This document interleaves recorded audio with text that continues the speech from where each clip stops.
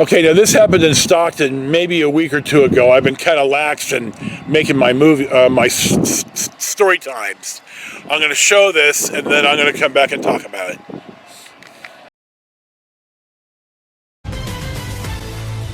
New surveillance video shows a man ramming his truck into a furniture store in Stockton. In the video, it appears the man at first tries to shoot through the door, but when that doesn't work, he goes back and grabs his truck, and there you see it, rams right into the entrance. Police are still investigating. We bought our furniture here, not our beds. We bought our beds from Mancini's, but we bought the our dressers and the table and the big coffee-like table thing that the TV sits on. They're really nice here, but that's not why that I mentioned this. When I worked at the alarm company at Bay, Rent-A-Center was one of our corporate accounts, and they had a showroom, about 104th or 105th and East 14th. I mean, almost at the San Leandro border. Well, what guys would do is, and I've seen this more than once, they would steal a car, they would roar down the street, turn into the driveway, smash in the roll-up door. Now, they knew, the bell would activate, but this is all, nobody's really going to pay attention to the bell. And these guys were probably smart enough to figure out that it's about 45 seconds for the protection, the alarm control to dial in to our central station, report the alarm, and then dispatch us and dispatch Oakland.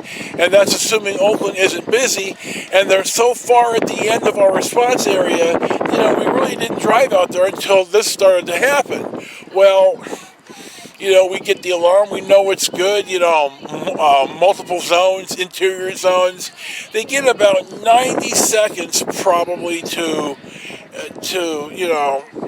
clean the place out, which is a lot of time if you got 3 or 4 guys and you're planning for it. So they would either leave the car and have a second car that they throw the stuff in, and this is long before anyone had cameras in their parking lots or some type of bar or gate or something that was a lot harder to drive through. So, 2 or 3 times the same guy, the same subscribers coming out and saying, what do we do about this? I told them, well, hell, I sat out there for weeks, down the street, around the corner, just waiting. I wanted to catch these sons of bitches like nobody's business. And they did it about 5 or 6 times. And then they figured, we don't need to be dipping into the well too much more. And they may have noticed, I'm in a marked wagon. It's not like I'm undercover. That, I'm starting to sit out there a little more. And I guess it kind of deterred them enough. But, they just, 45 seconds, if you know what you're doing and there's 3 or 4 of you, you see these jewelry store where, takeovers where they come in and in 45 seconds they've smashed everything. And it was really the only way that they were going to get caught is if Oakland heard the bell or we heard the bell or they on-viewed, they on-viewed it driving by.